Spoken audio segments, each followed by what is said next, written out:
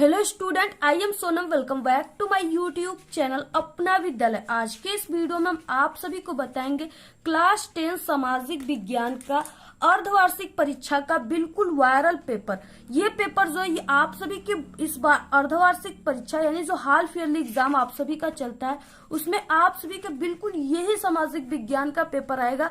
और यहाँ पे हम आप सभी को पूरे के पूरे उत्तर के साथ बताने वाले हैं, ठीक है। और ये जो पेपर है ये बिल्कुल वायरल पेपर है, 100% गारंटी बिल्कुल यही पेपर छपेगा, क्योंकि ये सभी जगह वायरल हो चुका है और सभी जिलों में यही पेपर बिल्कुल आ रहा है, ठीक है। तो यहाँ पे देखिए, अगर आप लोग इस पूरे पेपर की तैयारी कर लेते हो तो आप सभी का इस बार यानी अर्धवार्षिक परीक्षा हाफ ईयरली एग्जाम में सोशल साइंस में आपका 70 में 70 नंबर बिल्कुल पक्का है, ठीक है। और यहाँ पे हम आप सभी को पूरे के पूरे उत्तर के साथ बताएंगे, लॉन्ग क्वेश्चन, शॉर्ट क्वेश्चन पूरा लिख करके हम आप सभी को समझा करके बताएंगे। और साथ ही साथ हम आप सभी को यहाँ पे मानचित्र कार्य जो आता है 10 नंबर में आप सभी के सोशल साइंस यानी एसएसटी में, ठीक है, उस पूरे को हम आप सभी को मानचित्र कार्य को ट्रिक से आपको कैसे याद करना है, कैसे भरना है, सब कुछ हम आप सभी को ट्रिक भी बताएंगे, ठीक है। और पूरा का पूरा भर के बताएंगे हम आप सभी को, और कैसा मानचित्र आप सभी को सोशल साइंस के पेपर में मिलता है भरने के लिए वो भी हम आपको यहाँ पे दिखाएंगे।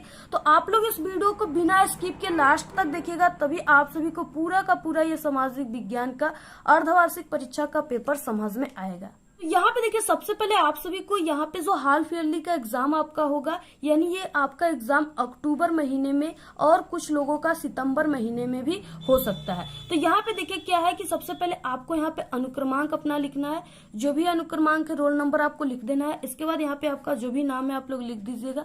इसके बाद देखिए, ये अर्धवार्षिक परीक्षा जो आप सभी का चलेगा वो 2023 में चलेगा, ठीक है। तो यहाँ पे 2023-24 इस तरह से। अब यहाँ पे कक्षा 10 विषय जो है वो सामाजिक विज्ञान है, जो आप सभी का इसमें 3 घंटे 15 मिनट का समय आपको मिलेगा, ठीक है, इस पूरे प्रश्न पत्र को हल करने के लिए। और यहाँ पे 15 मिनट के समय में आप लोग को इस पूरे प्रश्न पत्र को काफी अच्छे तरीके से बाकायदे पढ़ लेना है कि कौन सा क्वेश्चन आपको आ रहा है सबसे अच्छा, उसका आंसर आपको सबसे पहले कैसे लिखना है, सब कुछ हम आप सभी को बताएंगे, ठीक है। और इसके बाद देखिए, ये पूर्णांक 70 का यानी जो ये सामाजिक विज्ञान का आप सभी का पेपर होगा वो पूर्णांक 70 का ही होगा, इसमें आपको नंबर लाना होगा। तो यहाँ पे कुछ निर्देश दिए, उसको पढ़ना आपके लिए काफी मोस्ट इम्पोर्टेंट है। तो यहाँ पे देखिए, सबसे फर्स्ट निर्देश दिया हुआ है कि यहाँ पे 15 मिनट का समय, जो ये 3 घंटे 15 मिनट का समय आपको मिल रहा है, ठीक है। तो ये जो 15 मिनट का समय, इसमें आप सभी को इस पूरे प्रश्न पत्र को पढ़ना है। और बाकी यहाँ पे नेक्स्ट है यहाँ की प्रश्न पत्र 2 खंडों में विभाजित है, खंड अ तथा खंड ब, ठीक है। इसके बाद यह प्रश्न पत्र 2 खंडों अ एवं ब में विभाजित है। खंड अ में 20 अंक के बहुविकल्पी प्रश्न है, यानी खंड अ जो है यहाँ पे 20 ऑब्जेक्टिव क्वेश्चन है। उसका आंसर आप सभी को कहाँ पे देना है, तो उसका आंसर आप सभी को इस तरह से OMR सीट पे देना है, ठीक है। सब कुछ हम यहाँ पे अभी भर कर आप सभी को बताएंगे। और इसके बाद देखिए नेक्स्ट है चौथा, यहाँ पे क्या है कि OMR सीट पर जब भी आप लोग उत्तर अंकित कर दिए, ठीक है, तो आप सभी को फिर उसके बाद नहीं उसे काटना है और नहीं आप सभी को इरेजर या व्हाइटनर का यूज करना है। इसलिए आप सभी को जो भी आप सभी लोग OMR सीट में कोई भी आंसर आप लोग लिख रहे हो, सबसे पहले आप लोग उसको समझ लीजिए कि हाँ यही आंसर है कि नहीं, सोच समझ कर आपको लिखना है, तब जाकर उसमें आपको गोले को भरना है, ठीक है। और अगर आप लोग भर दिए और बाद में आपको पता चला कि नहीं इसका आंसर ये नहीं ये है, कोई फ्रेंड फुस दे बता दिया, ठीक है, या आपको किसी माध्यम से पता चला, तो आप लोग उसको काट कर आपको नहीं भरना है फिर से, और नहीं व्हाइटनर का यूज करना है आपको।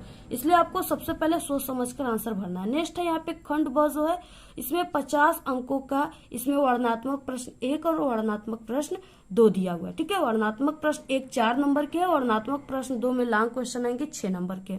और साथ यहाँ पे मानचित्र संबंधित 2 प्रश्न दिए हुए, यानी मानचित्र संबंधित 2 प्रश्न दिए और 10 नंबर के क्वेश्चन है, ठीक है। प्रत्येक प्रश्न के लिए उसके सामने उसका अंक निर्धारित है, इस तरह से दिया। और दिए गए मानचित्र को उत्तर पुस्तिका में मजबूती के साथ आप सभी को बांधना है, ठीक है। यानी आपको मानचित्र मिलेगा, आगे हम आपको बताएंगे किस तरह से मानचित्र पेज आपको मिलेगा, उसमें आपको पूरा मानचित्र कार्य करना है, क्वेश्चन का आंसर देना है, और उसके बाद आप सभी को जो कॉपी मिलेगी बोर्ड की उसमें उसको नत्थी कर देना है, ठीक है। और यहाँ पे दृष्टिबाधित परीक्षार्थियों के लिए मानचित्र कार्य के स्थान पर अलग से प्रश्न दिए गए।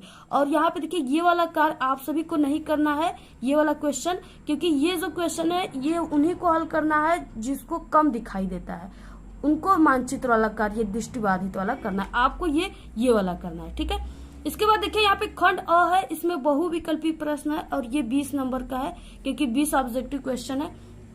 सबसे पहला क्वेश्चन है, फ्रांस की क्रांति में मुख्य भूमिका किस वर्ग की थी। अब देखिए यहाँ पे वर्ग पूछ रखा है, ठीक है। तो यहाँ पे कृषक वर्ग की थी कि कुलीन वर्ग की, मध्यम वर्ग, यहाँ पे मजदूर वर्ग, ठीक है। तो यहाँ पे देखिए कृषक वर्ग का फ्रांस की क्रांति में कोई भूमिका नहीं थी, इनको बिल्कुल, क्योंकि ये लोग गरीब थे, इनसे कर ऊपर से लिया जाता था, ठीक है। इन्हें यानी इनकी आर्थिक स्थिति जो है वो ठीक नहीं थी। कुलीन वर्ग का भी नहीं था, मजदूर वर्ग का भी नहीं था, मध्यम वर्ग का बोलबाला था, ठीक है। क्योंकि फ्रांस की क्रांति में जो मध्यम वर्ग थे इनसे कोई भी कर नहीं लिया जाता था, और ये मध्यम वर्ग जो थे ये इन पे ये काम दिया गया था कि ये कृषक वर्ग, कुलीन वर्ग, मजदूर वर्ग से कर निकाले, ठीक है, यानी पैसा निकाले। तो इस तरह से यहाँ पे मध्यम वर्ग। नेक्स्ट दूसरा, जलियांवाला बाग में गोली चलाने की आज्ञा किसने दी थी। तो यहाँ पे देखिए जलियांवाला बाग में जो गोली चलाने की आज्ञा दिया था वो जनरल डायर ने ऑर्डर दिया था, ठीक है। और ये 1919 ईस्वी में हुआ था, अमृतसर पंजाब में, यानी अमृतसर में हुआ। तीसरा, आर्थिक महामंदी का सर्वाधिक दुष्प्रभाव किस औद्योगिक देश पर पड़ा, ठीक है। तो यहाँ पे जर्मनी, जापान, फ्रांस की अमेरिका। तो यहाँ पे ऑप्शन घ यानी अमेरिका पर सबसे ज्यादा पड़ा। और ये जितने भी इस पेपर में क्वेश्चन है सभी बिल्कुल वायरल क्वेश्चन है, ठीक है। इसलिए आप लोग काफी ध्यान से इसे समझ लीजिए, आपके पेपर में बिल्कुल अर्धवार्षिक पेपर में छप चुके हैं। और अगर आप लोग इस क्वेश्चन को तैयार कर लिए तो ये क्वेश्चन इतने इंपॉर्टेंट है कि आप सभी के बोर्ड पेपर 2024 में भी आएंगे, इसलिए आप सभी को ये 2 बेनिफिट देंगे, ठीक है। नेक्स्ट चौथा, नगर निगम के प्रमुख को क्या कहते हैं। मेयर कहते हैं, ऑप्शन ख राइट है। पांचवा क्वेश्चन है, समरूप समाज का अस्तित्व किस देश में है, ठीक है। किस देश में, अमेरिका और कनाडा, ऑप्शन घ राइट है। नेपाल में हुए जन संघर्ष में क्या कहा गया था। तो यहाँ पे जो नेपाल में जन संघर्ष हुआ था उसमें क्या कहा गया था, लोकतंत्र के लिए दूसरा आंदोलन, यानी जो जन संघर्ष था वो लोकतंत्र के लिए क्या था, दूसरा आंदोलन था एक तरह से। तो यहाँ पे ऑप्शन ख राइट है। नेक्स्ट, आर्थिक महामंदी का प्रारंभ किस वर्ष हुआ था। देखिए आर्थिक महामंदी का प्रारंभ जो हुआ था वो 1929 से लेकर के, ठीक है, 1930 और 31 तक चला था। और आर्थिक महामंदी जो हुआ था वो 1929 ईस्वी में हुआ था, ऑप्शन यहाँ पे ग राइट है। और ये क्वेश्चन बहुत इंपॉर्टेंट है, और इसके 60 और लॉन्ग क्वेश्चन भी आप लोग तैयार कर लीजिए जो हम पहले से बता चुके हैं, ठीक है, और इस वीडियो में भी बताएंगे। तो आप लोग इसको तैयार कर लीजिए। आर्थिक महामंदी का मतलब क्या है कि बहुत ज्यादा देश में गरीबी आ गई थी, ठीक है। और गरीबी में क्या हुआ था, यानी कि आर्थिक महामंदी में क्या हुआ था कि जो इसमें कृषक क्षेत्र जो है, कृषक जो है उनको सबसे ज्यादा घाटा हुआ था, ठीक है। इसमें क्या होता था कि यानी जो उत्पाद होते थे वो काफी ज्यादा होते थे, यानी सब्जियां, साग, कोई भी वस्तु बन रही है तो वो क्या है सबसे ज्यादा होता था, और उसे खरीदने वाले जो लोग थे वो बहुत कम थे। क्योंकि क्या हुआ था कि विदेशों में आयात निर्यात बंद हो गया था, यानी जो हमारे देशों में जो भी साग सब्जियां हो रहे हैं कि किसान लोग जो उगाते हैं, ठीक है, या कोई भी वस्तुएं बन रही हैं कंपनियों की द्वारा, तो वो सब क्या होता था सिर्फ हमारे भारत में ही, यानी अपने देश में ही रह जाता था, अलग देशों में वो सामान नहीं जाता था, ठीक है, यानी आयात निर्यात का कार्य बंद हो गया था। इससे क्या हुआ कि किसानों का उत्पाद ज्यादा होता था और उनके जो यानी खरीदने वाले थे वो बहुत कम थे, इसलिए उनके सामानों का बहुत कम, सामग्रियों को बहुत कम दाम मिलता था, पैसा मिलता था, यानी उनके दाम में गिरावट आ गया था, ठीक है। इससे क्या हुआ कि किसान सोचते थे कि आखिर इतने कम दाम मिल रहे हैं, उसको ले जाना, ले आने में कितने ज्यादा पैसे लगेंगे, इसलिए किसान क्या करते थे, अपने सामान को ही नहीं बेचते थे, उनको दाम जो है वो कम मिलता था, जितना उनका लागत था कृषि में उससे कम उनको दाम मिलने लगा। तो इसलिए काफी ज्यादा यहाँ पे उनके यानी दाम में, रेट में गिरावट आ गई, जिससे देश में आर्थिक महामंदी का कारण बन गया। यहाँ पे 1929 ईस्वी में हुआ था। ये जो हम आपको पूरा बताइए, आपके 60 क्वेश्चन लॉन्ग क्वेश्चन आर्थिक महामंदी आएगा, तो इस तरह से आप लोग उसको लिख दीजिएगा। नेक्स्ट 8वां क्वेश्चन, कांग्रेस के किस अधिवेशन में पूर्ण स्वराज की मांग की गई थी, ठीक है, तो वो लाहौर अधिवेशन में, यानी ये लाहौर कहाँ है, पाकिस्तान में, तो ऑप्शन यहाँ पे घ राइट है। नेक्स्ट है, यंग इटली सोसाइटी का संस्थापक कौन था, तो यंग इटली के सोसाइटी जो था वो मेजिनी था, ऑप्शन घ राइट है। नेक्स्ट, ऑस्ट्रेलिया के धावक पीटर नॉर्मन ने किस तरह अमेरिका खिलाड़ियों के प्रति अपना समर्थन जताया, ठीक है, तो मानवाधिकार का बिल्ला लगाकर, ऑप्शन यहाँ पे ख राइट है। नेक्स्ट, निम्नलिखित में से कपास की खेती के लिए कौन सी उत्तम मिट्टी है। जो कपास की खेती है ये काली मिट्टी में सबसे अच्छी होती है, ठीक है, तो यहाँ पे ऑप्शन ग राइट है। झरिया प्रसिद्ध है, झरिया जो है वो यहाँ पे कोयले के लिए प्रसिद्ध है। यहाँ पे ऑप्शन क्या है, ख राइट है। नेक्स्ट है जलोढ़ मिट्टी में किसकी अधिक मात्रा पाई जाती है। जलोढ़ मिट्टी जो है इसमें फास्फोरस की सबसे अधिक मात्रा पाई जाती है। ऑप्शन यहाँ पे ग राइट है। नेक्स्ट क्वेश्चन है जीडीपी क्या है। ठीक है, जीडीपी जो है वो सकल घरेलू उत्पाद है। ऑप्शन यहाँ पे ग राइट है। बहुत इंपॉर्टेंट सभी क्वेश्चन है। विश्व व्यापार संगठन का मुख्यालय कहाँ पे स्थित है, जिनेवा में स्थित है। ऑप्शन यहाँ पे ग राइट है। हॉलमार्क किस वस्तु का प्रमाणक चिन्ह है, तो वो सोने का है। ऑप्शन ख राइट है। निम्नलिखित में से एक कौन सा व्यक्तिगत संसाधन नहीं है, तो यहाँ पे देखिए ये बागान जो है ये व्यक्तिगत संसाधन है, चारगाह है व्यक्तिगत संसाधन है, खनिज संसाधन, ये सब क्या है, व्यक्तिगत संसाधन है।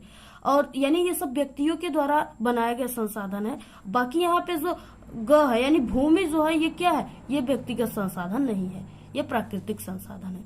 नेक्स्ट है निम्नलिखित में से कौन सा गैर परंपरागत ऊर्जा का स्रोत है, यानी गैर परंपरागत। ठीक है, तो यहाँ पे क्या है, यहाँ पे सौर ऊर्जा। ऑप्शन यहाँ पे ग राइट है। नेक्स्ट है 19 क्वेश्चन, कौन सी भारत की महत्वपूर्ण रोपण फसल नहीं है। देखिए यहाँ पे नहीं है पूछ रखा है। ठीक है, तो ये है अंगूर। अंगूर क्या है, रोपण फसल नहीं है भारत का। नेक्स्ट है 20, एक मार्क किन वस्तुओं के लिए प्रमाणित चिन्ह है, तो ये खाद्य पदार्थों के लिए। ठीक है, जो भी खाद्य पदार्थ होते हैं उस पे क्या होता है, एक मार्क का चिन्ह होता है। तो यहाँ पे क्या है, खाद्य पदार्थ। तो यहाँ पे देखिए सबसे फर्स्ट आ गया यहाँ पे वर्णनात्मक प्रश्न 1, जिसका उत्तर आप सभी को 80 शब्दों में देना है। 80 शब्द का मतलब कि आप सभी को इसका 1.5 से 2 पेज में इसका आंसर देना है। ठीक है, और ये 4 नंबर का क्वेश्चन है। तो पहला क्वेश्चन है जर्मनी के एकीकरण की प्रक्रिया का वर्णन कीजिए। खंड ब का क्वेश्चन है और वर्णनात्मक प्रश्न फर्स्ट है। तो आपको इस तरह से सबसे पहले खंड ब लिखना है, इसके बाद वर्णनात्मक प्रश्न फर्स्ट लिखना है। ठीक है, और प्रश्नोत्तर संख्या आपको लिख देना है जो भी नंबर का है। तो यहाँ पे पहला नंबर का है, तो इस तरह से आप लोग पहला लिख देना है। और इसके बाद आप सभी को यहाँ पे, ठीक है, यहाँ पे आप लोग इस तरह से जर्मनी की एकीकरण हेडिंग भी आप लोग डाल सकते हो, इस तरह से जर्मनी की एकीकरण। ठीक है, तो यहाँ पे आप लोग हेडिंग लिख लीजिएगा जर्मनी की एकीकरण। इसके बाद यहाँ से आपको शुरुआत करना है, यहाँ पे उत्तर लिखना है। ठीक है, और यहाँ से लिखना स्टार्ट करना है आपको। तो यहाँ पे क्या हो जाएगा, देखिए जर्मनी की एकीकरण की जो मुख्य प्रक्रिया है वो क्या है। देखिए मध्यवर्गीय जर्मन लोगों में राष्ट्रवादी भावनाएं अत्यंत प्रबल थी, यानी जो मध्यवर्गीय जर्मन के लोग थे उसमें जो राष्ट्रवादी भावनाएं थे वो सबसे ज्यादा थी। ठीक है, उन लोगों ने 1848 ईस्वी में जर्मन महासंघ के विभिन्न क्षेत्रों को एकता के सूत्र में बांधकर एक निर्वाचित संसद के माध्यम से शामिल राष्ट्र राज्य बनाने का प्रयास किया था। ठीक है, वो राष्ट्र राज्य बनाने का प्रयास किया था जर्मन के लोग, लेकिन इस प्रयास का राजशाही और सैन्य शक्ति ने सम्मिलित रूप से दमन कर दिया। यानी ये लोग क्या किए थे जर्मन के लोग, ठीक है, यहाँ पे राष्ट्र राज्य बनाने का प्रयास किए थे, लेकिन क्या है कि राजशाही यानी जो राजा थे उस समय के और जो उनके पास सैन्य शक्तियां थी वो क्या थे, वो इसमें सम्मिलित नहीं हुए। क्योंकि जब वो राष्ट्र राज्य बनाएंगे तो थोड़ा बहुत युद्ध होगा ये, तो उसमें राजा और जो सैन्य शक्ति उसका तो सहयोग लेना ही पड़ेगा, हेल्प लेना पड़ेगा। अगर वही नहीं साथ देंगे तो हो सकता है कि नहीं बन पाएगा। ठीक है, राष्ट्र राज्य। तो यहाँ पे वही चीज है, उनका प्रजा के बड़े भूस्वामियों ने समर्थन किया। यानी जो राजा है यानी उनका जो जर्मन के लोग थे उनका प्रजा के बड़े भूस्वामी यानी जिनके पास काफी ज्यादा धन दौलत हो, खेत हो, ठीक है, वो लोग उनका समर्थन किया। उसके बाद प्रजा ने राष्ट्र एकीकरण के आंदोलन का नेतृत्व संभाल लिया। उसका मुख्यमंत्री जो था वो ऑटोवान बिस्मार्क था, जो कि जर्मनी के एकीकरण में मुख्य भूमिका निभाया था। ये आप सभी के ऑब्जेक्टिव क्वेश्चन और 60 क्वेश्चन में भी आते हैं, इसको भी तैयार रखिए। ठीक है, इस प्रक्रिया का जनक था, यानी जो ऑटोवान बिस्मार्क थे वो ये जर्मनी की एकीकरण का जनक कहा जाता है, जिसने प्रजा को सेना और नौकरशाही की मदद ली। यानी जिसने क्या किया, प्रजा और यहाँ पे सेना और नौकरशाहियों का मदद लिया। 7 वर्ष में ऑस्ट्रेलिया, डेनमार्क और फ्रांस से 3 युद्धों में प्रजा की जीत हुई और एकीकरण की प्रक्रिया पूरी हुई। यानी कि जर्मनी की एकीकरण की प्रक्रिया पूरी हो गई। जनवरी 1871 ईस्वी में वर्साय में हुए एक समारोह में प्रजा के राजा विलियम प्रथम को जर्मनी का सम्राट घोषित किया गया। यानी कि जो यहाँ पे विलियम प्रथम है ये जर्मनी राष्ट्र का प्रथम सम्राट है। ठीक है, इसको प्रथम सम्राट घोषित किया गया था। तो इसको भी आप लोग तैयार रखिए और इसी तरह से आप सभी को पूरा लिखना है।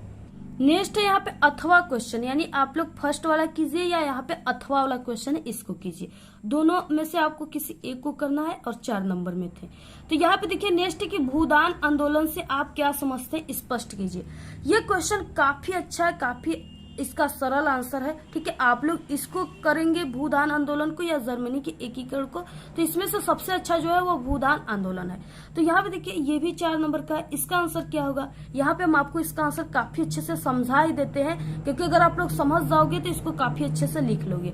देखिए यहाँ पे भूदान आंदोलन जो था ये गांधी जी की जो ग्राम स्वराज के विचार से प्रभावित था। यहाँ पे देखिए नेक्स्ट क्वेश्चन है भूदान आंदोलन से आप क्या समझते हैं, स्पष्ट कीजिए। ठीक है, और ये क्या है, यहाँ पे ये पहला क्वेश्चन था और ये अथवा क्वेश्चन है। दोनों में से आपको किसी एक को करना है और इसका 4 नंबर आपको मिल जाएगा। तो यहाँ पे देखिए भूदान आंदोलन से आप क्या समझते हैं, काफी अच्छा है और काफी सरल ये क्वेश्चन है और इसका आंसर भी बहुत ही अच्छा है। आपको यहाँ पे हम समझा ही देते हैं, आपको बिल्कुल समझ में आ जाएगा। ठीक है, तो यहाँ पे देखिए जो गांधी जी थे वो ग्राम स्वराज के विचार दिए थे। ठीक है, गांधी जी क्या किए थे, ग्राम स्वराज का एक विचार दिए थे। तो इसमें क्या हुआ था, इस विचार से जो विनोबा भावे थे वो काफी ज्यादा प्रभावित हुए थे। ठीक है, तो गांधी जी के मरणोपरांत, यानी गांधी जी के मरणोपरांत उनके विचारों को देश में जन जन तक पहुंचाने के लिए लगभग पूरे देश की पदयात्रा करने लगे। यानी जब गांधी जी मर गए तो क्या हुआ कि विनोबा भावे जो थे उनका ग्राम स्वराज का जो विचार था उनको काफी अच्छा लगा, उससे काफी प्रभावित थे।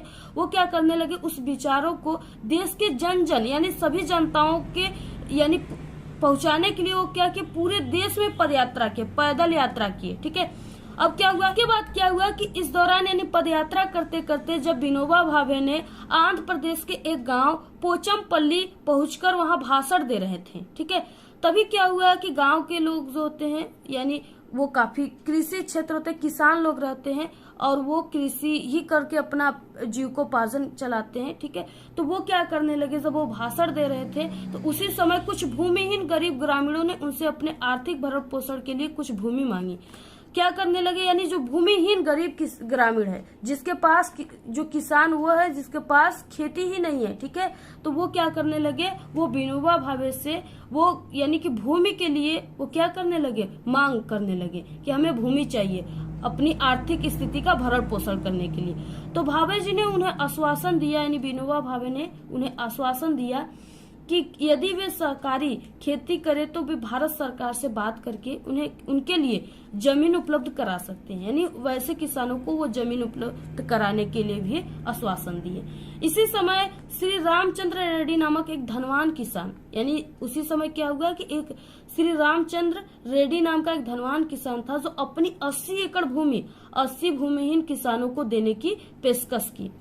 यानी विनोबा भावे से प्रभावित होकर के वो जो वहाँ के किसान था जो काफी अमीर था और वो क्या किया कि अपनी उसके पास काफी ज्यादा भूमि थी, तो उसमें से वो 80 एकड़ भूमि उन किसानों को दे दिया जिनके पास नहीं था खेती बाड़ी। ठीक है, उनको दे दिया। इस प्रयास को भूदान के नाम से जाना जाता है। इसके बाद भावे जी ने कई यात्राएं की और कुछ बड़े जमींदारों ने उनके विचारों से प्रभावित होकर अपने कई गांव भूमियों में यानी भूमिहीन में बांटने की पेशकश की।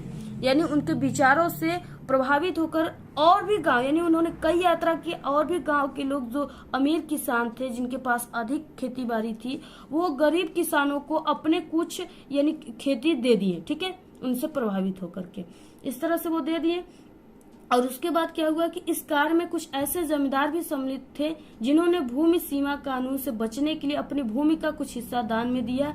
विनोबा भावे के द्वारा शुरू किए गए इस भू आंदोलन ग्रामदान आंदोलन को भारत में रक्तहीन क्रांति के नाम से भी जाना जाता है। तो इस तरह से आप सभी को पूरा समझ लेना है, जो भी हमने बताया आप आई होप कि आपको पूरा समझ में आ गया होगा, क्योंकि हमने काफी सरल शब्दों में बताया, ऐसा आपको कोई भी नहीं बताया। नेक्स्ट क्वेश्चन है दूसरा, सामाजिक विभाजन से क्या आशय, ये भी 4 नंबर का क्वेश्चन है। सबसे पहले आपको सामाजिक विभाजन आपको हेडिंग डालना है। ठीक है, सामाजिक विभाजन ऐसे हेडिंग डाल देना है। अब इसके बाद इसमें क्या है कि भारत में जाति आधारित विभाजन देखने को मिलता है। देखिए सामाजिक विभाजन का मतलब इसमें जाति पाति का क्या होता है, इसमें भेदभाव किया जा रहा है और उसी हिसाब से जाति के हिसाब से जनता को क्या किया जा रहा है, विभाजित किया जा रहा है वर्गों में। तो यहाँ पे वही है कि भारत में जाति आधारित विभाजन देखने को मिलता है। जाति व्यवस्था इसका एक अतिवादी और स्थायी रूप है। जाति समूहों में आपसी भेदभाव की धारा सामाजिक भेदभाव का कारण है। इसमें क्या है, अंतजय जातियों के साथ छुआछूत का व्यवहार किया जाता है, यानी अंतजय जो जाति है यानी जो नीच जाति है, ठीक है, यानी ऐसे लोगों के साथ वो क्या कर छुआछूत का व्यवहार किया जा रहा है। सामाजिक भेदभाव का कारण जातियों के बीच भेदभाव की भावना है। भारत में कुछ जातियों को विशेषाधिकार प्राप्त है और कुछ को इन अधिकारों से वंचित किया गया है। तो इस तरह से आपको पूरा ऐसे ही लिखना है जैसे यहाँ पे मैं आपको बताया, स्क्रीनशॉट आप लोग ले लीजिए इसका। तो अथवा क्वेश्चन यानी दूसरा आप लोग कीजिए या इस तरह से इसका अथवा कीजिए। लोकतंत्र किस तरह उत्तरदायी है, जिम्मेदार और वैध सरकार का गठन करता है। तो इस तरह से आप सभी को इसका आंसर कैसे लिखना है, तो यहाँ पे देखिए इस तरह से ये क्वेश्चन था। सबसे पहला हेडिंग है सूचना का अधिकार। लोकतांत्रिक देशों में नागरिकों को सरकार तथा उसके कामकाज के बारे में जानकारी पाने का अधिकार प्राप्त है। यदि कोई नागरिक ये जानना चाहे कि फैसले लेने में नियम का पालन हुआ है या नहीं, तो वो इसका पता कर सकता है, ठीक है, सूचना के माध्यम से। नेक्स्ट है दूसरा हेडिंग स्वतंत्र और निष्पक्ष चुनाव।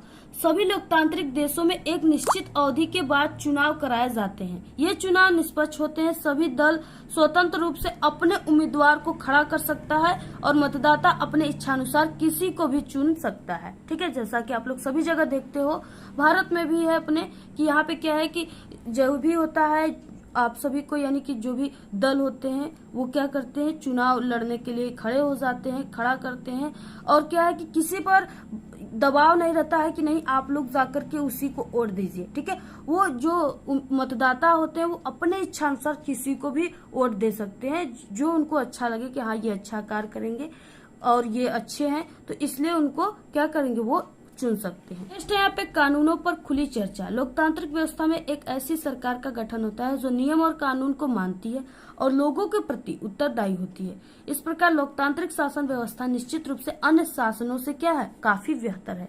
तो इस तरह से आपको ऐसे ही लिखना है। आप लोग इसका स्क्रीनशॉट ले लीजिए, ठीक है, और इसको आप लोग तैयार कर लीजिए। काफी अच्छा है, काफी सरल शब्दों में हमने आपको बताया।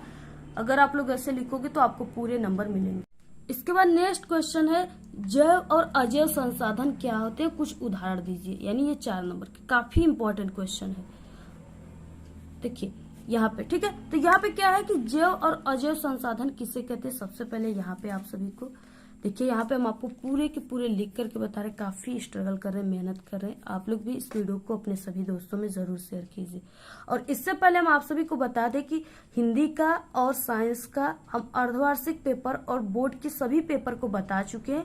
आप लोग अगर नहीं देखे हो तो चैनल पे विजिट कीजिए और तुरंत आप लोग उस वीडियो को देखकर तैयार कर लीजिए, ठीक। और आप सभी को जो भी टॉपिक चाहिए आप लोग यूट्यूब पे भी सर्च कीजिए, ठीक है। यानी आप सभी को अगर साइंस का पेपर चाहिए अर्धवार्षिक का, तो आप लोग सर्च कर सकते हो क्लास 10 साइंस अर्धवार्षिक पेपर 2023। तो अपना विद्यालय, तो वहां पे हमारी आ जाएगी वीडियो, आसानी से उसे आप लोग देख सकते हो। कोई भी आपको पेपर चाहिए तो आप लोग उस टॉपिक का नाम लिखिए जिसको आपको सर्च करना है यूट्यूब पे, और इसके बाद लास्ट में हमारे चैनल का अपना विद्यालय नाम लिखिए। तो आप सभी को सर्च करोगे तो वहां पे वीडियो आ जाएंगे, आप लोग आसानी से देख सकते हो, ठीक है। जो भी आप सभी को पास होने की भी ट्रिक चाहिए, सामाजिक विज्ञान में कॉपी लिखने की ट्रिक चाहिए, तो आप लोग कोई भी चाहिए आप लोग ऐसे सर्च कर सकते हो। तो यहाँ पे देखिए, यहाँ पे सबसे पहले हम आपको बताएंगे जैव संसाधन। जैव संसाधन जो है वो जीवित होता है, जैव का मतलब जीवित, ठीक है। तो यहाँ पे यानी ऐसे संसाधन जो जीव मंडल में, वे संसाधन जो जीव मंडल से प्राप्त होते हैं जैव संसाधन कहलाते हैं। जैसे मनुष्य, पशुधन, ठीक है, यानी पशुधन में पशु आ गए, जो भी गाय भैंस बकरी ये सब आ गए। वनस्पति भी, पेड़ पौधे जो हैं वो जीवित होते हैं, वो अपना भोजन भी बनाते हैं सूर्य के प्रकाश में, तो वो क्या होते हैं, जीव होते हैं। तो इस तरह से जैव संसाधन हो गया। और ये इसका उदाहरण। अजैव संसाधन क्या है, तो यहाँ पे अजैव संसाधन देखिए, वे संसाधन जो निर्जीव वस्तुओं से बनते हैं, यानी अजैव संसाधन में जान नहीं होते, वो निर्जीव होते हैं, अजैव संसाधन कहलाते हैं। जैसे मृदा धातुएं हो गई, यहाँ पे चट्टाने क्या है, निर्जीव है। तो यहाँ पे इस तरह से आपको जैव और अजैव संसाधन तैयार करना है। काफी इंपॉर्टेंट क्वेश्चन है, आपके पेपर में जरूर आएगा। तो यहाँ पे नेक्स्ट क्वेश्चन है अभ्रक की उपयोगिता बताइए, भारत में इसके 2 उत्पादक राज्य भी बताइए, अथवा क्वेश्चन है, ठीक है।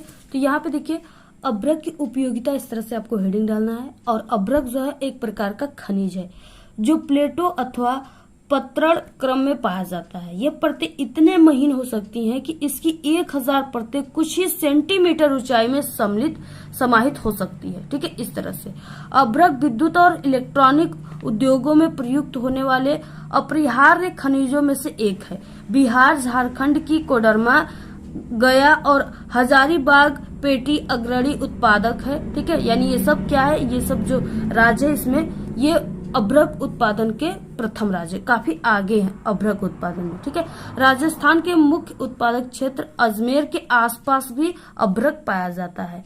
तो इस तरह से आप सभी को ऐसे लिखना है, आप लोग इसका स्क्रीनशॉट लेकर तैयार कर लीजिए। नेक्स्ट क्वेश्चन, एक संगठित क्षेत्र क्या है, इसके कोई 3 लाभ लिखिए। ये 4 नंबर का क्वेश्चन है। तो यहाँ पे देखिए सबसे पहले संगठित क्षेत्र का आपको हेडिंग डाल देना है और उसके बाद यहाँ पे देखिए क्या हो जाएगा, संगठित क्षेत्र को औपचारिक क्षेत्र भी कहते हैं। यह वह क्षेत्र है जिसमें श्रमिकों को सामाजिक सुरक्षा के लाभ, यानी इसमें क्या होता है, सामाजिक जो श्रमिक होते हैं यानी मजदूर लोग होते हैं उन्हें सामाजिक सुरक्षा के लाभ जैसे भविष्य निधि और यहाँ पे उपदान, पेंशन आदि प्राप्त होते हैं। ठीक है, इसके कर्मचारी श्रम संघ बना सकते हैं और इस क्षेत्र में करने वाले कर्मचारी भी नियमित होते हैं। संगठित क्षेत्र के लाभ, ठीक है, संगठित क्षेत्र के श्रमिकों को सामाजिक सुरक्षा के लाभ प्राप्त होते हैं। दूसरा क्या है, श्रमिक अपने सुरक्षा के लिए, हितों के रक्षा के लिए श्रम संघ बना लेते हैं। यदि उनसे अतिरिक्त काम लिया जाता है तो उस अतिरिक्त काम का अतिरिक्त भुगतान किया जाता है। ठीक है, यानी अगर उनको 8 घंटे का काम करना है, अगर उनसे 10 घंटे का काम कराया जाएगा तो उसका अलग से भी उनको पैसा दिया जाएगा। ठीक है, इस तरह से आप सभी को पूरा ऐसे ही लिखना है। नेक्स्ट चौथा का, अथवा विश्व व्यापार संगठन से क्या आशय है। ये भी काफी सरल है, यानी विश्व में व्यापार किस तरह से होता है, ठीक है, कैसे आयात और निर्यात होता है वस्तुओं का, यही सब आप सभी को लिखना है। काफी सरल है, आप लोग इसका लिख लीजिएगा। और यहाँ पे आप लोग को ये संगठित क्षेत्र वाला ही आपको काफी सरल लगेगा, आप लोग इस क्वेश्चन को ही कीजिए, इसको भी आप लोग कर सकते हो। ठीक है, क्वेश्चन है यहाँ पे वर्णनात्मक प्रश्न 2। इसमें क्या है, इसका उत्तर आप सभी को लगभग 150 शब्दों में लिखना है, यानी आप सभी को इसका आंसर 4 से 5 पेज में आपको लिखना है। और ये 6 नंबर का क्वेश्चन है। पहला क्वेश्चन है, ब्रेटन वुड्स संस्थान की विश्व अर्थव्यवस्था के पुनर्निर्माण में भूमिका स्पष्ट कीजिए। यानी जो ब्रेटन वुड्स संस्थान था उसका विश्व अर्थव्यवस्था में के पुनर्निर्माण में उसका क्या भूमिका थी। ये question very very most important है। ये आप सभी के हाल फिलहाल एग्जाम में भी आएंगे और ये आपके बोर्ड के भी एग्जाम में आएंगे। ठीक है, तो यहाँ पे देखिए इसका आंसर आपको कैसे लिखना है। सबसे पहले इस तरह से प्रश्नोत्तर संख्या 5वां, उत्तर में ब्रेटन वुड्स संस्थान की विश्व अर्थव्यवस्था। ठीक है, आपको इस तरह से हेडिंग डालना है। नेक्स्ट है यहाँ पे पहला, यानी इसमें पहला क्या है, तो यहाँ पे हो जाएगा, प्रथम विश्व युद्ध के बाद औद्योगिक जगत में आर्थिक स्थिरता और पूर्ण रोजगार को बनाए रखना ही अंतर्राष्ट्रीय आर्थिक व्यवस्था का मुख्य उद्देश्य था। यानी जब प्रथम विश्व युद्ध हुआ था तो उसमें काफी औद्योगिक जगत और आर्थिक स्थिति आ गई थी, पैसों की काफी ज्यादा खर्च हो गई थी। तो इसके बाद क्या लोग किए कि प्रथम विश्व युद्ध के बाद सोचे कि फिर से अब वैसी जैसे पहले था वैसा रोजगार लाना चाहिए और औद्योगिक जगत लाना चाहिए, कंपनियां बैठाना चाहिए, उत्पादक बनाना चाहिए। तो यहाँ पे इसलिए वो क्या किए कि प्रथम विश्व युद्ध के बाद औद्योगिक जगत में आर्थिक स्थिरता और पूर्ण रोजगार को बनाए रखना अंतर्राष्ट्रीय आर्थिक व्यवस्था का मुख्य उद्देश्य था। और इस उद्देश्य की पूर्ति के लिए जुलाई 1944 ईस्वी में अमेरिका में स्थित न्यू हैम्पशर के ब्रेटन वुड्स नामक स्थान पर संयुक्त राष्ट्र मौद्रिक एवं वित्तीय सम्मेलन में सहमति बनी थी। नेक्स्ट दूसरा, सदस्य देशों के, यानी जो सदस्य देश के थे वो क्या किए कि विदेशी लाभ और घाटे से निपटने के लिए ब्रेटन वुड्स, यहाँ पे देखिए अगर गलत हो जाए तो आपको सिर्फ ऐसे काटना है पेपर में, ठीक है, ये नहीं कि इसको कलर कर देना है। तो यहाँ पे ऐसे काटना है, सम्मेलन में ही अंतर्राष्ट्रीय मुद्रा कोष IMF की स्थापना की गई। तीसरा है, युद्ध के पश्चात, यानी प्रथम विश्व युद्ध के पश्चात पुनर्निर्माण के कार्यों को पूरा करने के लिए धन का प्रबंध करने के लिए अंतर्राष्ट्रीय पुनर्निर्माण एवं विकास बैंक का गठन किया गया। इसके बाद नेक्स्ट देखिए, आपका फर्स्ट हेडिंग पूरा होता है तो आपको 1 से 2 लाइन छोड़कर आपको नेक्स्ट लिखना है हेडिंग, ठीक है। और इसके बाद आपको क्या करना है, आपको यानी 2 वर्डों के बीच में एक एक पेन का इस तरह से गैप देकर भी लिखना है। और इस तरह से आप सभी को ये जो लाइनिंग है ये जरूर कर लेना है, ठीक है। और हो सकता है कि आप लोग यहाँ पे कुछ बढ़ाकर भी ये लाइनिंग यहाँ से खींच सकते हो। इससे क्या होगा कि आप लोग, ठीक है, थोड़ा सा ही क्वेश्चन का आंसर लिखोगे, यानी 3 पेज ही आपको अगर याद है तो आप लोग उसको इस तरह से लिखोगे। यानी यहाँ पे एक हेडिंग होने के बाद आपको 2 से 3 लाइन छोड़कर दूसरा हेडिंग लिखना है। इस तरह से पाई यहाँ तक बढ़ाकर यहाँ से लिखना स्टार्ट करना है। ऐसे अगर आप लोग करोगे तो आप लोग कम ही लिखोगे तो वो आपके ज्यादा पेज में लिखे जाएंगे, जिससे आपका 3 से 4 पेज आसानी से पूरा हो सकता है और आप लोग पूरे के पूरे 6 नंबर पा सकते हो। इसके बाद देखिए नेक्स्ट है यहाँ पे चौथा, ब्रेटन वुड्स व्यवस्था निश्चित यहाँ पे विनिमय दरों पर आधारित होती थी। इस व्यवस्था में राष्ट्रीय मुद्राएं जैसे भारतीय मुद्रा रुपया डॉलर के बदले में कितने रुपए देने होंगे ये स्थिर रहता। तो उस समय क्या था कि डॉलर का मूल्य भी सोने से संबंध था, ठीक है। उस समय $1 की कीमत 25 और सोने के बराबर निर्धारित की गई थी। इस तरह से आप सभी को पूरा ऐसे ही लिखना है। इसका अथवा क्वेश्चन है यहाँ पे, 19वीं शताब्दी के उत्तरार्ध में अंग्रेज सरकार ने भारतीय प्रेस पर कौन कौन से प्रतिबंध लगाए थे, ठीक है। ये भी काफी अच्छा क्वेश्चन है, आप लोग इसको भी लिख सकते हो। तो यहाँ पे आप लोग को हमने इसका आंसर बताया, यही लिख लीजिएगा आप लोग, और इसको भी तैयार कर लीजिएगा। हमारे चैनल पे सामाजिक विज्ञान क्लास 10 के प्लेलिस्ट में है सभी आंसर, आप लोग देख लीजिएगा वहां से। छठवां है, बेल्जियम में सामाजिक विभिन्नता से जनित समस्याओं का समाधान कैसे किया जा सकता है। ये भी 6 नंबर का क्वेश्चन है, ठीक है। इसको भी आप लोग कर सकते हो। इसका आंसर भी हमने पहले से बता चुका है, ये वीडियो काफी लंबी हो जाएगी, इसलिए हम यहाँ पे इस सब क्वेश्चनों का आंसर इस वीडियो में नहीं बता रहे हैं, ठीक है। तो यहाँ पे देखिए नेक्स्ट है अथवा में दबाव समूहों के प्रमुख कार्यों का वर्णन कीजिए। 7वां क्वेश्चन है, गेहूं की कृषि हेतु आवश्यक भौगोलिक दशाओं, उत्पादन क्षेत्रों एवं उत्पादन की विवेचना कीजिए। 6 नंबर का क्वेश्चन है और ये काफी सरल क्वेश्चन है, ठीक है। जो स्टूडेंट के घर कृषि होता है, कृषि कार्य, यानी जो गांव से बिलोंग करते हैं, जिनके घर गेहूं की खेती होती है, वो इसके बारे में बिना पढ़े भी लिख सकते हैं। इसमें आपको कुछ भी नहीं करना है, सिर्फ आपको ऐसे लिखना है कि यानी जो गेहूं की खेती होती है, ठीक है, उसके लिए भौगोलिक दशाएं का मतलब कि इसके लिए कैसी मिट्टी उपयुक्त है, कैसी मिट्टी में काफी अच्छा फसल होता है, और इसके लिए पानी की आवश्यकता ज्यादा होती है या नहीं होती है, ठीक है। और ये कब बोई जाती है, कब काटी जाती है, यही सब आप सभी को लिखना है। और इसका यानी कि उत्पादन का क्षेत्र लिखना है, कहाँ पे जो है अधिक गेहूं की खेती होता है, ठीक है। तो अधिक गेहूं की खेती उत्तर प्रदेश में भी अपने होता है, और क्या है, क्योंकि गेहूं जो है उत्तर भारत की मुख्य फसल है, तो उत्तर प्रदेश में होता है, पंजाब में होता है, हरियाणा में होता है, मध्य प्रदेश में होता है, इस तरह से। और उत्तर भारत के शेष भागों में भी होता है, बिहार, राजस्थान, गुजरात, महाराष्ट्र, ठीक है, ऐसे होता है। यहाँ पे आप सभी को यही सब लिखना है। इसमें काफी सरल है, आप लोग अपने शब्दों में बनाकर लिखिएगा, आपको पूरे के पूरे 6 नंबर मिलेंगे। जैसे देखिए जो गेहूं की खेती होती है वो कब बोई जाती है, तो वो क्या है कि शीत ऋतु में बोई जाती है, यानी जाड़ों के महीने में इसे बोया जाता है। और इसे काटा कब जाता है, तो ये रबी की फसल है, इसके लिए काफी अच्छा धूप की जरूरत होती है इसके पकने के लिए, तो ये गर्मियों में इसको काटा जाता है, ठीक है। और इसके लिए जो उपयुक्त मिट्टी है, ये काली मिट्टी में गेहूं की खेती काफी अच्छा होता है और पैदावार भी अच्छा होता है। तो इस तरह से आप लोग ऐसे ही इसको लिख सकते हो। और आपको पता ही है कि गेहूं की खेती के लिए पानी की ज्यादा आवश्यकता नहीं होती, सिर्फ शुरू में ही कुछ पानी इसमें चाहता है, ठीक है। इसके बाद इसको पकने के लिए 20 डिग्री सेल्सियस तापमान की आवश्यकता होती है। जैसे बताया आपको वैसे ही लिख देना है।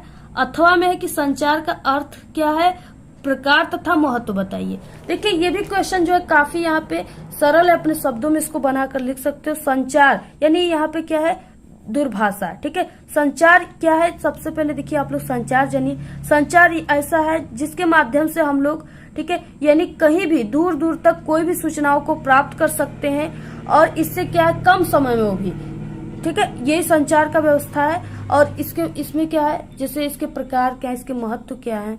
प्रकार में आप लोग जानते हो कैसे हम लोग प्राप्त कर सकते हैं, टीवी के माध्यम से, टेलीफोन के माध्यम से, ठीक है, और यहाँ पे स्मार्टफोन के माध्यम से, मोबाइल फोन के माध्यम से, ऐसे हम क्या कर सकते हैं, यहाँ पे सूचनाएं प्राप्त कर सकते हैं। पहले क्या होता था कि लोग चिट्ठी चौपाटी के माध्यम से कोई भी सूचनाएं प्राप्त करते थे, और लोग दूरों से, और वो डाक के द्वारा आता था, डाकिया के द्वारा, ठीक है। यानी आज अगर कोई पेरेंट्स अपने कोई भी, ठीक है, गर्ल्स को या बॉय को, कोई को भी अगर चिट्ठी लिखते थे तो वो क्या होता था कि 20 दिन 1 महीने के बाद उसके पास पहुंचता था। तो काफी कठिनाई होती थी, समय भी ज्यादा लगते थे। अब क्या है, अब टेलीफोन के माध्यम से, मोबाइल फोन के माध्यम से आप लोग तुरंत कोई भी सूचना मात्र 1 सेकेंड में आप लोग लिखे और मैसेज के माध्यम से भेज दिए। ठीक है, तो इस तरह से क्या हो गया, काफी इम्पोर्टेंट है, काफी इसमें महत्व है और क्या है कि ये काफी सरल हो गया। और इसी तरह से आप सभी को पूरा इसका लिखना है। ठीक है, नेक्स्ट है यहाँ पे 8वां क्वेश्चन है, पाइपलाइन से आप क्या समझते हैं, इसके महत्व का विवेचना कीजिए। ये भी काफी सरल क्वेश्चन, पाइपलाइन के माध्यम से गैसों को भी भेजा जाता है, ठीक है, पानियों को भी भेजा जाता है। इस तरह से आप सभी को ये सब बनाकर इसमें लिखना है। ये सब आंसर हम पहले ही बता चुके, आप लोग प्ले लिस्ट में जाकर देख लीजिएगा। और नेक्स्ट है यहाँ पे क्या, 8वां क्वेश्चन है, यहाँ पे उपभोक्ता शोषण के लिए उत्तरदायी कारणों का वर्णन करना है। ये भी काफी सरल है, आप लोग इसका आंसर लिख लीजिएगा, चैनल पे है। ठीक है, नेक्स्ट आ गया यहाँ पे मानचित्र संबंधित प्रश्न, ये 10 नंबर का क्वेश्चन होता है। तो चलिए हम आप सभी को इसको काफी अच्छे तरीके से बताएंगे, कैसे भरना है, सब कुछ आपको भर के बताएंगे। यहाँ पे देखिए, सबसे पहले आप सभी को इस मानचित्र में क्या करना है, यहाँ पे अपना रोल नंबर लिखना है, यहाँ पे कक्षा लिखना है, क्लास, और यहाँ पे पेपर कोड लिखना है। ठीक है, यहाँ पे देखिए जो मानचित्र संबंधित प्रश्न है, यानी कि ये जो क्वेश्चन है ये 14 क्वेश्चन है। ठीक है, तो यहाँ पे दिया हुआ है, सबसे पहले हम आपको बता दें कि निम्नलिखित स्थानों को भारत के दिए गए रेखा मानचित्र में यानी चिन्ह द्वारा नाम सहित दर्शाइए। ठीक है, सही नाम तथा सही अंकन के लिए आप सभी को यानी आधा प्लस आधा 1 नंबर निर्धारित है। आधा अगर आप लोग सही नाम लिखते हो और आधा अगर आप लोग इस मानचित्र में सही से दर्शाते हो उस स्थान को कि वो स्थान कहाँ पे है। ठीक है, तो आपको आधा नंबर यानी कि 1 नंबर का ये क्वेश्चन है। और ये क्वेश्चन यहाँ पे 5 दिया हुआ है। ठीक है, और पर क्वेश्चन के लिए 1 नंबर है, यानी 5 नंबर का यहाँ पे है। जो पार्ट है ये इतिहास का है। ठीक है, इसके बाद भी पार्ट दिए हुए 5 नंबर का, वो भूगोल और नागरिक शास्त्र से है, तो उसके बाद भी हम आप सभी को बताएंगे। तो ये 10 नंबर का क्वेश्चन आता है। ठीक है, यहाँ पे देखिए मानचित्र का सबसे पहला क्वेश्चन है 14 का पहला, कि वो स्थान जहाँ वर्ष 1927 ईस्वी में कांग्रेस ने अपना अधिवेशन किया था। ठीक है, तो इसका आंसर क्या हो जाएगा, यानी कहाँ पे जो कांग्रेस है वो अपना अधिवेशन किया था 1927 ईस्वी में। तो आपको इसका आंसर किस तरह से, सबसे पहले हम आपको बता दें कि कॉपी में लिखना है और उसके बाद हम आप सभी को बताएंगे कि आपको ट्रिक से कैसे इस मानचित्र में भरना है। ठीक है, तो सबसे पहले आप सभी को क्या करना है, यहाँ पे आपको, ठीक है, इस बोर्ड एग्जाम की कॉपी में सबसे ऊपर आपको लिख देना है मानचित्र कार्य, जो कि यहाँ पे लिखा हुआ है। ठीक है, मैप वर्क यानी मानचित्र कार्य। तो यहाँ पे आपको लिख देना है मानचित्र कार्य।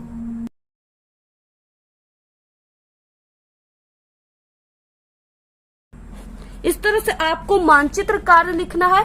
इसके बाद नीचे आपको प्रश्नोत्तर संख्या लिखना है। ठीक है, तो यहाँ पे आप लोग लिख दीजिए प्रश्नोत्तर संख्या। तो यहाँ पे प्रश्नोत्तर संख्या 14 था, तो यहाँ पे आपको 14 लिख देना है इस तरह से। इसके बाद आपको यहाँ पे अंडरलाइन इसके नीचे कर देना है। इतना लिखने के बाद आप सभी को यहाँ पे पहला लिख देना है, यानी 14 का पहला। इसके बाद इतना लिखने के बाद, ठीक है, क्वेश्चन क्या था कि वो स्थान जहां वर्ष 1927 ईस्वी में कांग्रेस ने अपना अधिवेशन किया था। ठीक है, तो वो कहाँ किया था, मद्रास। ठीक है, मद्रास कहाँ है, चेन्नई में, यानी मद्रास में किया था। तो इसका आंसर सबसे पहले आपको लिखना है, फिर आपको मानचित्र में भरना है। तो यहाँ पे आपको लिख देना है मद्रास। ठीक है, इस तरह से मद्रास आप सभी को लिख देना है और यहाँ पे आप लोग कोष्टक में चेन्नई लिख सकते हो। तो यहाँ पे मद्रास यानी कि चेन्नई में। अब इसके बाद आप सभी को इसको मानचित्र में किस तरह से भरना है। ठीक है, आपको बिल्कुल भी टेंशन नहीं लेना है, हम आपको सब कुछ बताएंगे, बहुत ही अच्छी ट्रिक से बताएंगे। तो यहाँ पे देखिए ये जो मैप है, ठीक है, मानचित्र है, इसमें मद्रास कहाँ पे स्थित है। तो यहाँ पे देखिए जो मद्रास है वो कहाँ पे स्थित है, वो तमिलनाडु के आसपास ही स्थित है। ठीक है, और तमिलनाडु जो है वो इस मानचित्र में तमिलनाडु सबसे नीचे है, यानी यहाँ पे जो है ये जो भाग है ये तमिलनाडु का भाग है। तो यहाँ पे जो है, ठीक है, यहाँ पे क्या है कि आप सभी का मद्रास है और यहाँ पर ही 1927 ईस्वी में कांग्रेस का अधिवेशन हुआ था। तो यहाँ पे आपको लिख देना है मद्रास। ठीक, आप लोग यहाँ पे चेन्नई भी यहाँ पे नीचे लिख सकते हो, और इस मद्रास को आप लोग इस अंदर भी लिख सकते हो यहाँ पे, लेकिन यहाँ पे हमने लिख दिया, ठीक है। इसी तरह आपको भी लिखना, यहाँ पे आपको इस तरह से लिख देना है, ठीक है। यहाँ पे आप लोगों ने कॉपी में सही आंसर भी लिख दिया, और यहाँ पे, ठीक है, आप लोगों ने मानचित्र में भी सही से दर्शा दिया। अब आप सभी को टीचर क्या करेंगे कि 1 नंबर पूरे के पूरे नंबर दे देंगे। नेक्स्ट है 14 का दूसरा वह स्थान जहां महात्मा गांधी ने अपना सविनय अवज्ञा आंदोलन चलाया, ठीक है। तो ये भी 1 नंबर का है। तो महात्मा गांधी ने अपना सविनय अवज्ञा आंदोलन कहाँ पे चलाया था, तो वो अहमदाबाद में यानी कि साबरमती आश्रम में चलाया था। तो आप सभी को इसको क्या करना है, दर्शा देना है। आपको सबसे पहले कि लिखना है, तो यहाँ पे आपको लिखना है साबरमती आश्रम,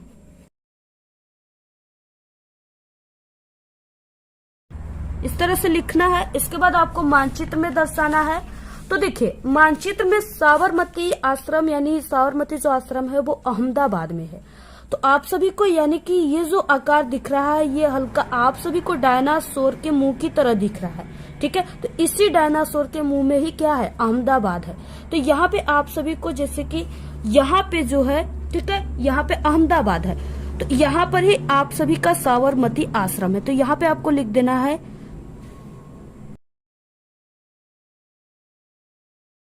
ठीक है, यहाँ पे आपको लिख देना है इस तरह से, या आप लोग यहाँ से, ठीक है, यहाँ पे इस तरह से तीर लगाते हुए यहाँ पे भी आप लोग लिख सकते हो, यहाँ पे आपका जगह नहीं है तो इस तरह से आपको लिख देना है। इसके बाद देखिए नेक्स्ट क्वेश्चन क्या है, इसमें नेक्स्ट है कि वह स्थान जहाँ कांग्रेस ने अपना कांग्रेस अधिवेशन 1929 में किया था, ठीक है। तो वो कहाँ किया था, तो वो लाहौर में किया था। लाहौर कहाँ पे है, पाकिस्तान में है, ठीक है। तो आपको किस तरह से अब लिखना है, सबसे पहले यहाँ पे आपको लिख देना है लाहौर। इसके बाद अब मानचित्र में आपको लिखना है। तो यहाँ पे मानचित्र में देखिए लाहौर जो है वो कहाँ पे स्थित है, तो जो मानचित्र है, ठीक है, उसमें लाहौर यहाँ पे स्थित है, यानी यहाँ पे क्या है, लाहौर, इस तरह से यहाँ पे लाहौर है। यहाँ पे इस तरह से अगर आप लोग करते हो तो आपको पूरे के पूरे नंबर मिलेंगे। इस तरह का नेक्स्ट क्वेश्चन है, वह स्थान जहाँ नील की खेती वाले किसानों ने सत्याग्रह किया था, ठीक है। तो वो कौन सा स्थान है, वो चंपारण है। चंपारण कहाँ पे पड़ता है, बिहार में। तो यहाँ पे इस भारत के नक्शे में जो बिहार का क्षेत्र है, ठीक है, ये जो पूरा क्षेत्र आपको दिखाई दे रहा है ये बिहार का क्षेत्र है, और ये जो पूरा बड़ा सा क्षेत्र है ये अपना यूपी है, ठीक है। तो यहाँ पे बिहार जो है यहाँ पे है, और इसी में आपका चंपारण है। तो यहाँ पे क्या है, चंपारण है, ठीक है, क्या है, चंपारण। इस तरह से आपको यहाँ पे लिख देना है चंपारण। इसके बाद देखिए इसमें भी आपको लिख देना है चंपारण। इसके बाद नेक्स्ट क्वेश्चन है, वह स्थान जहां जलियांवाला बाग हत्याकांड हुआ, ठीक है। तो जलियांवाला बाग हत्याकांड अमृतसर में हुआ था 1919 ईस्वी में।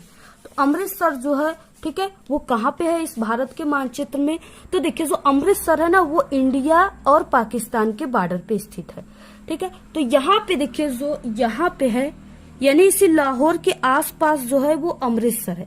तो यहाँ पे क्या है, अमृतसर है, ठीक है। तो इस तरह से आपको अमृतसर लिख देना है और यहाँ पे भी लिख देना है।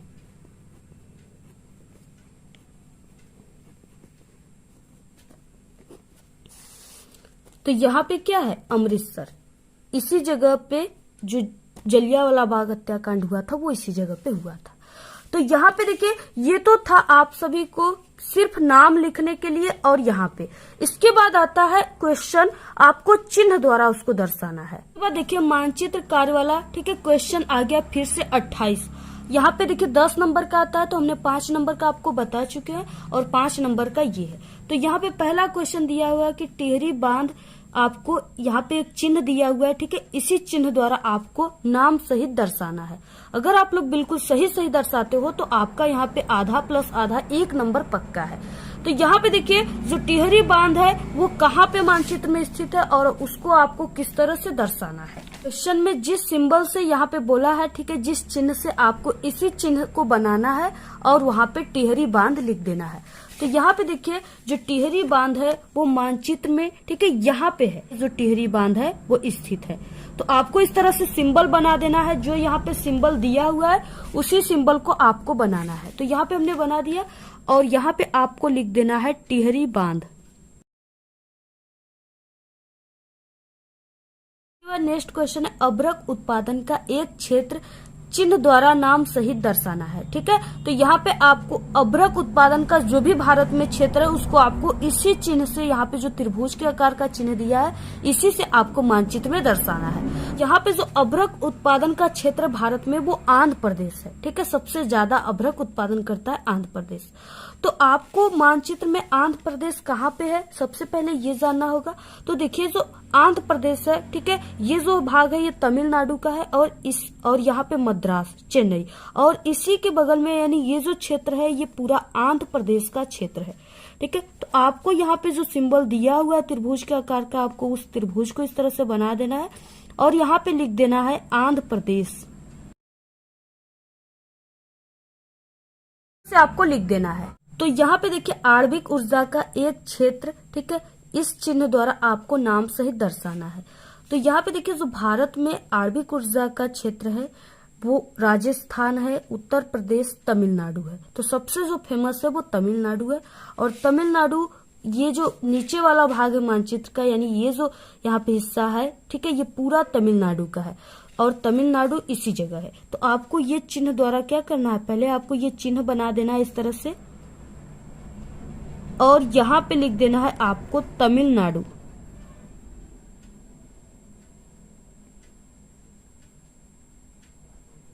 ठीक है, इस तरह से आपको क्या लिखना है, तमिलनाडु। इसके बाद देखिए नेक्स्ट क्वेश्चन है ताप्ती नदी, यानी नदी की सिंबल इस तरह से होता है, ताप्ती नदी चिन्ह द्वारा दर्शाइए। तो जो ताप्ती नदी है वो सूरत में है। ठीक है, और सूरत कहाँ पे है, तो इस तरह से आप सभी को जो सूरत है, ठीक है, वो यहाँ पे है, यानी इसी अहमदाबाद के अगल बगल सूरत है। यहाँ पे क्या है, सूरत है और इसी जगह क्या है, ताप्ती नदी बहती है। तो आपको यहाँ पे सिंबल बना देना है, जो सिंबल यहाँ पे दिया हुआ है, ठीक है, इस तरह से दिया हुआ है नदी का सिंबल, आपको इस तरह से बना देना है और यहाँ पे लिख देना है ताप्ती नदी, तापी नदी। इस तरह से यहाँ पे देखिए तापी नदी को आपको लिख देना है। ठीक है, इसी ताप्ती नदी को ही तापी नदी कहते हैं। इसके बाद नेक्स्ट क्वेश्चन है पांचवा प्रयागराज नगर, ठीक है, इस चिन्ह द्वारा आपको दर्शाना है। तो यहाँ पे देखिए जो प्रयागराज है वो कहाँ पे है, तो हमारे उत्तर प्रदेश में ही लखनऊ के आसपास है। तो यहाँ पे देखिए आपको क्या करना है, जो उत्तर प्रदेश का भाग है ये हमने आप सभी को बताया कि ये जो भाग है, ठीक है, ये उत्तर प्रदेश का भाग है और इसके बगल में बिहार है। तो यहाँ पे यानी ये जो भाग है यहाँ पे हम लिख देते हैं लखनऊ, ठीक है, यूपी का भाग है और इसी के ही यहाँ पे क्या है, प्रयागराज है। ठीक है, तो आपको उसी सिंबल से दर्शाना है, जो यहाँ पे सिंबल दिया हुआ है, ठीक है, चिन्ह उसी से ही दर्शाना है। तो ये जो चिन्ह है कुछ इस तरह से दिया हुआ है, तो आपको यहाँ पे लिख देना है प्रयागराज। ठीक है, प्रयागराज नगर, इस सिंबल से आपको दर्शाना है इसी तरह से जैसे हमने यहाँ पे दर्शाया हुआ है। तो आपको ये पूरा मानचित्र इसी तरह से भरना है जैसे यहाँ पे हमने आपको बताया है। ठीक है, और यहाँ पे आप लोग इस तरह से, ठीक है, प्रश्नोत्तर संख्या यहाँ पे 28 लिख करके यहाँ पे जितने भी है आप लोग जो भी लिखे हो आपको इसमें लिख देना है। ठीक है, जैसे यहाँ पे जो अभ्रक उत्पादन था वो तमिलनाडु में था तो आप लोग इसमें तमिलनाडु लिख दीजिएगा। ठीक है, इसके बाद जो प्रयागराज है वो यूपी में है तो आपको यूपी में लिख देना है। ठीक है, ताप्ती नदी सूरत में है तो वो सब आपको यहाँ पे लिख देना है। आप लोग इसमें लिखिए या ना लिखिए, आपको सिर्फ यहाँ पे दर्शा देना है, बस हो जाएगा। आपको पूरे के पूरे 10 नंबर मिलेगा अगर आप लोग ऐसे भरते हो तब। सामाजिक विज्ञान का पेपर आप लोग इस पूरे पेपर को तैयार कर लीजिए, बिल्कुल अर्धवार्षिक परीक्षा में यही पेपर आप सभी का आएगा। ठीक है, और हम जो पेपर आपको बता रहे सिर्फ वही देखिए, बाकी जो भी बता रहे सभी लोग बिल्कुल फालतू पेपर बता रहे वो आपके पेपर में नहीं आएगा। तो आप लोग किसी की भी वीडियो मत देखिए। ठीक है, हम जो पेपर बताते वो बिल्कुल ओरिजिनल पेपर होता है और यही आप सभी के पेपर में आएगा। तो आप लोग इसको, अगर आप लोग पूरे इस पेपर की तैयारी कर लेते हो तो आपका इस बार 70 में 70 नंबर हाल फिलहाल एग्जाम में बिल्कुल पक्का है। और इसके साथ साथ आप लोग बोर्ड के पेपर भी हमने सभी बता चुका है, क्लास 10 का प्लेलिस्ट भी उसका हम बना दिए हैं। आप लोग कह रहे थे तो आप लोग जाकर के उसको जरूर देख लीजिए प्लेलिस्ट में, ठीक है। और साथ ही हम आप सभी को बता दें कि अगर आप सभी को इस पेपर की पीडीएफ चाहिए तो आप लोग हमारे टेलीग्राम चैनल को ज्वाइन कीजिए, उसका लिंक आपको इस वीडियो के डिस्क्रिप्शन में मिल जाएगा। और आप लोग इस वीडियो को अपने सभी दोस्तों में व्हाट्सएप ग्रुप अगर आप लोग बनाए हो तो उस पर शेयर कीजिए, टेलीग्राम में शेयर कीजिए, ठीक है। इस तरह से आप लोग इस वीडियो को ज्यादा से ज्यादा शेयर कीजिए।